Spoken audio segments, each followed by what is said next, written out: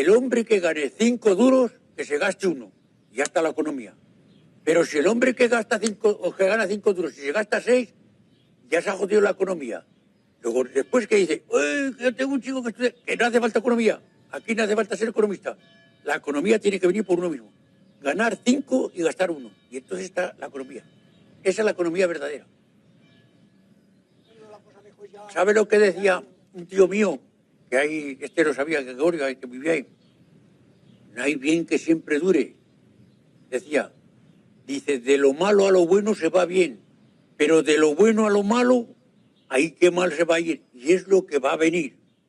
Lo que va a venir. En algún momento, en los años posteriores a la crisis financiera de 2008, me encontré por internet con este vídeo de 2 aldeanos de alguna parte de España, de una de las 2 Castillas, probablemente. Y me encontré también con su sentido común sobre la economía.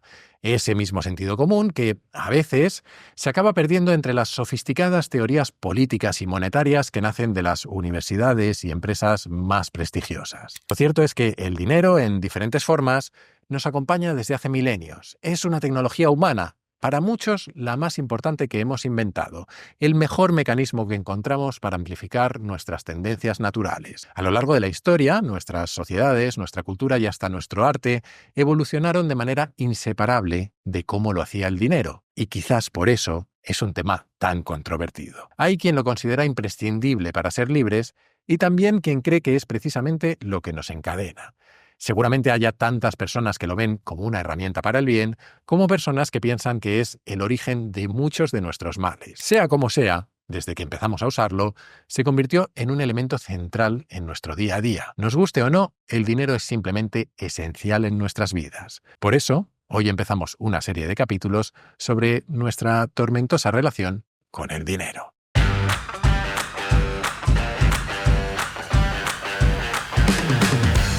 Soy Jaime Rodríguez de Santiago y esto es Kaizen, el podcast para mentes inquietas en el que te acerco a personas, a ideas y a técnicas fascinantes de las que aprender cada día.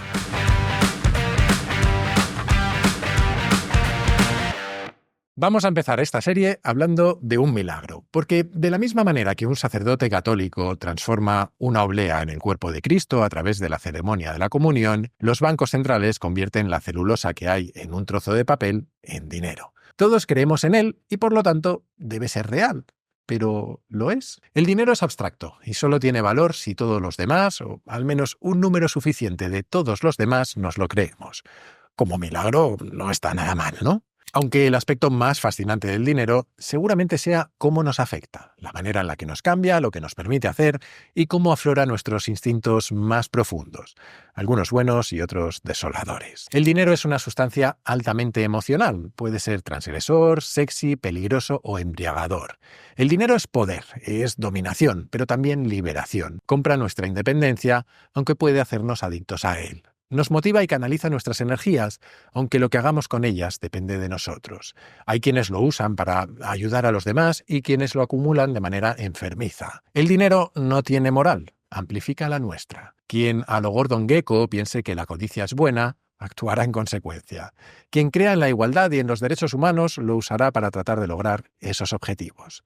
Y los demás, mediocres mortales que nos situamos en algún punto intermedio, nos relacionamos con él y lo usamos como podemos, a veces bien y otras mal. El dinero nace de nuestra imaginación y su significado cambia a medida que lo hacemos nosotros, en parte porque él mismo nos transforma. El dinero es complejo porque los humanos somos complejos. Estas ideas que acabo de contarte son parte de mi interpretación, algo libre, de un libro en el que me voy a apoyar mucho en este capítulo y en alguno más. Money, A History of Humanity, es decir, Dinero, una historia de la humanidad, de David McWilliams. Te he hablado de McWilliams antes porque suelo decir que es mi economista irlandés de cabecera. Tiene un podcast de título poco imaginativo, The David McWilliams Podcast, pero que es muy recomendable. El caso es que, en este libro, él hace un recorrido fascinante sobre la historia de la humanidad a través de las transformaciones que vinieron con cada innovación financiera. Los antropólogos habitualmente se refieren a los humanos como una especie pirófila o pirofita, es decir, una especie moldeada por el fuego. Y es que durante 400.000 años no hubo fuerza más importante en nuestro desarrollo que él. Bueno, pues según McWilliams, en los últimos 5.000 años, ninguna tecnología ha sido más determinante en nuestro desarrollo que el dinero. Yo no tengo tan claro que sea verdad y, de hecho, hablaremos en otro capítulo de cómo nuestro dominio de distintas formas de energía es lo que ha moldeado nuestro mundo. Pero es indudable que cada avance en la aplicación del dinero, como la tasa de interés, el uso de monedas o de balances, conllevó nuevas innovaciones en nuestras sociedades. Cambió nuestra relación con nuestros vecinos, la manera en la que nos gobernábamos, nuestra forma de razonar y hasta el arte y la cultura de cada época. Igual que nuestros cuerpos cambiaron con el descubrimiento del fuego, que nos permitió cocinar y extraer de los alimentos muchas más calorías en menos tiempo y, por lo tanto, alimentar cerebros mucho más potentes, el dinero volvió a nuestras sociedades más capaces y más complejas. De hecho, la propiedad fundamental del dinero, la de representar valor de forma que todo el mundo comprenda y acepte, es uno de los pilares de las sociedades organizadas en las que vivimos. Y es algo contraintuitivo, pero el dinero no es tan valioso cuando es escaso, sino cuando es abundante. En este sentido, se parece a otra increíble tecnología humana, el lenguaje. Tanto el lenguaje como el dinero son fenómenos de masas. Cuanta más gente los usa, más valiosos son. E igual que los dialectos acaban englobados en idiomas, las diferentes formas de dinero que inicialmente surgieron para permitir el comercio en pequeños grupos se fueron integrando en otras formas mayores, más útiles y más adaptables, como el dólar de hoy en día. Aunque para llegar a esto, nos tenemos que remontar a un calentamiento global de hace casi 12.000 años.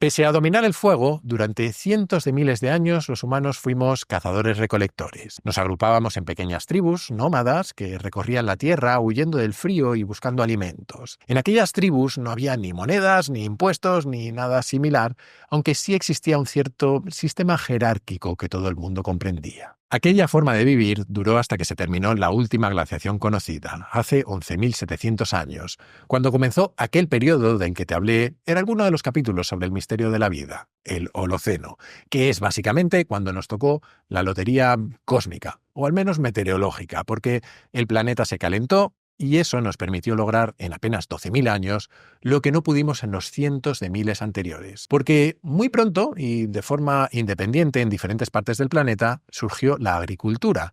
Y con ella, en especial con el cultivo de cereales, comenzó nuestro mundo. Y es que los granos de cereales tenían una serie de características muy especiales. Podían cultivarse, recogerse y almacenarse.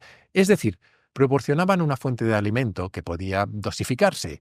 Y más aún, que si sobraba, podía darse a otros, a cambio de algo. Claro, las primeras formas de dinero se basaban en el grano. De hecho, los graneros eran una de las instituciones más importantes de las ciudades de la antigüedad porque regulaban el flujo de grano y, por tanto, el flujo de dinero.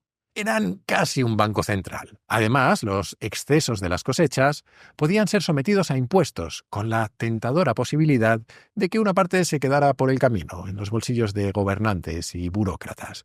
Y es que una sociedad que puede hacer algo más que sobrevivir, que es capaz de producir más de lo que necesita para alimentarse, puede volverse más sofisticada, entre otras cosas porque puede permitirse acoger a grupos de personas que no se dediquen a producir alimentos, como sacerdotes, soldados, mercaderes o escribas. Tendemos a pensar en la tecnología como algo físico, como los coches o los ordenadores, pero hay también tecnologías sociales, que son las que permiten que los humanos nos organicemos de formas más eficientes en grupos cada vez más grandes. Piensa en el lenguaje, en las leyes o en la religión, o en el dinero, claro, aunque sea en forma de grano. El siguiente gran avance lo encontramos hace más de 5.000 años, en Mesopotamia, cuando un hombre llamado Cushim recibió un lote de cebada, probablemente para hacer cerveza. Y lo hizo bajo unas condiciones muy específicas. Aquello era un préstamo, y Cushim tenía 2 años y medio para devolverlo, con un interés del 33,33%, que al parecer era común en Mesopotamia. Y teniendo en cuenta que lo habitual era presentar tu vida o la de tus hijos como garantía, seguro que aquel préstamo provocó a nuestro amigo alguna que otra noche de insomnio. La historia de Cushim es especial por 2 motivos. El primero es porque su préstamo simboliza un gran avance hacia lo que el dinero es hoy, porque las deudas dan valor al tiempo, y con ese valor llega la tasa de interés, que es el precio del dinero. Aquello fue un enorme salto adelante porque nos permitió conectar nuestra realidad económica actual con un futuro escenario imaginario. La tasa de interés no es un simple precio, si es que eso existe, sino que es un código, una mini enciclopedia que condensa información sobre la persona que recibe el préstamo, las probabilidades de éxito, el riesgo de la región, la competencia del mercado, la infraestructura tecnológica y otro montón de cosas. Esto nos suena más o menos normal hoy, pero imagina el ejercicio de abstracción que suponía dar valor al tiempo en una época en la que aún se trataban de entender fenómenos naturales como por qué salía y se ponía el sol. En lo relativo al dinero, nuestros ancestros eran sorprendentemente modernos. Los sumerios, de hecho, llegaron a desarrollar la que para algunos es la fuerza más poderosa del universo, el interés compuesto. Pero volvamos a nuestro querido Cushing, porque su historia es especial por un segundo motivo. Y es que tiene el sorprendente honor de ser el nombre de persona más antiguo que ha quedado registrado por escrito. Ni un rey, ni un general, ni un sacerdote, un cervecero probablemente agobiado por las deudas. La historia a veces es maravillosa. Y es que tal vez no sea el origen más romántico de todos, pero parece que el nacimiento de otra de nuestras mayores tecnologías, la escritura, está íntimamente ligado al dinero, porque entre las primeras cosas sobre las que escribimos estaba el dinero y, de paso, los pesos. Porque durante buena parte de la historia económica, el dinero tenía que ver con el peso de lo que unas personas cambiaban con otras. En la misma Mesopotamia establecieron el shekel o shekel, no sé cómo se pronuncia, un valor de referencia equivalente a una cantidad determinada de grano. El oro, la plata y el cobre se pesaban y luego se expresaban en shekels. Y para sus pequeñas cuentas del día a día, los habitantes comerciaban intercambiando, por ejemplo, cantidades de cebada equivalente a un shekel. Esto significaba que el shekel era líquido en el sentido económico, es decir, que su valor era fácil de liberar y de transferir. Solemos contar la historia de la civilización a través de los grandes momentos, las batallas, los héroes, los mitos, pero hay otra historia, a menudo olvidada, la del aburrido día a día de las personas, de la burocracia y de cómo diferentes sociedades se coordinaban. Y para eso se necesitan listas de población, de tierra, de propiedad, de animales, de cosechas.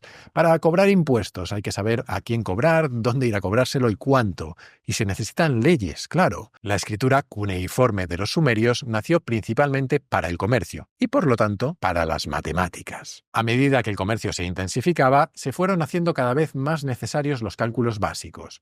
Al principio la gente contaba con sus dedos, lo que explica el papel que juegan el 5 y el 10 en la base de nuestros sistemas numéricos. Muchas culturas antiguas usaban también los dedos de los pies y, por tanto, en ellas el 20 era un número fundamental. De hecho, quienes habléis francés, sabréis de esa extraña costumbre que tienen de llamar 4 veces 20 al número 80. Los sumerios usaron el número 60 como su base, ya que era un número muy útil para el comercio, al ser fácilmente divisible por muchos otros, por el 30, el 20, el 15, el 12, el 10, el 6, el 5, el 4, el 3 y el 2. Toma ya. Para ellos, el 60 era un número mágico que ha llegado hasta nuestros relojes, con los 60 minutos de cada hora y los 60 segundos de cada minuto. La llegada del dinero obligó a la gente a pensar de forma numérica, hasta niveles que normalmente ni imaginamos.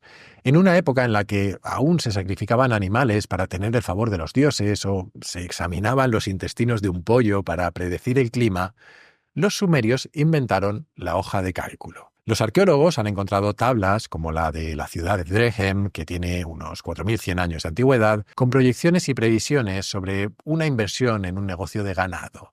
De forma muy similar a los modelos que usamos en cualquiera de nuestras empresas, esas tablas contienen diferentes escenarios, con asunciones sobre los nacimientos y muertes de animales, el coste de alimentarlos y de mantenerlos, y los beneficios y las pérdidas de todo ello a lo largo de todos los años. Ya quisieran muchas startups tener cálculos tan detallados. En resumen, los sumerios, tan sofisticados ellos y sus sucesores, los babilonios, crearon sistemas comerciales y organizativos basados en contratos. En aquella época el dinero era algo abstracto que habitaba en las cabezas de la gente, pero pronto llegaría a sus bolsillos, y al hacerlo el comercio explotó, propulsado por una increíble innovación: las monedas. Pero eso lo veremos en el siguiente capítulo de esta serie. Y hasta aquí el capítulo de esta semana. Kaisen y yo volveremos la que viene, pero como siempre te animo a suscribirte y recomendar el podcast allá donde lo escuches o veas, pero especialmente a tus amigos, que creo que es la mejor forma de que siga creciendo. Además, si quieres apoyarlo económicamente y ayudarme a que pueda hacer más y mejores contenidos, puedes unirte a la comunidad Kaizen, que tiene también un montón de ventajas. Tendrás acceso a un foro en el que encontrarás a otros curiosos compulsivos, recomendaciones de cientos de libros y películas, tendrás acceso a contenidos exclusivos como los guiones del podcast y a un feed privado para escucharlo sin publicidad y antes que nadie. También podrás reservar sesiones de mentoría conmigo, participar en los encuentros virtuales que hacemos cada mes y tener acceso prioritario a las grabaciones en directo. Vamos, que aunque pienso que el principal valor de verdad es ayudar a que el podcast siga adelante, he intentado que tengas muchos motivos para unirte. Si quieres hacerlo, solo tienes que entrar en mi web, jaimerodriguezdesantiago.com, y hacer clic en el banner rojo. Y desde esa misma web o desde mi Twitter, @jaime_rds, puedes hacerme llegar tus comentarios, tus sugerencias, lo que tú quieras. Siempre contesto, aunque a veces tardo un poco y a veces mucho y a veces muchísimo, pero acabo contestando. Y recuerda que si quieres participar en el podcast, puedes hacerlo enviando tus notas de audio por WhatsApp al siguiente número, 683-172-622, con el prefijo 34 si lo mandas desde fuera de España. Y esto es todo por hoy. Muchísimas gracias por estar ahí y hasta la semana que viene.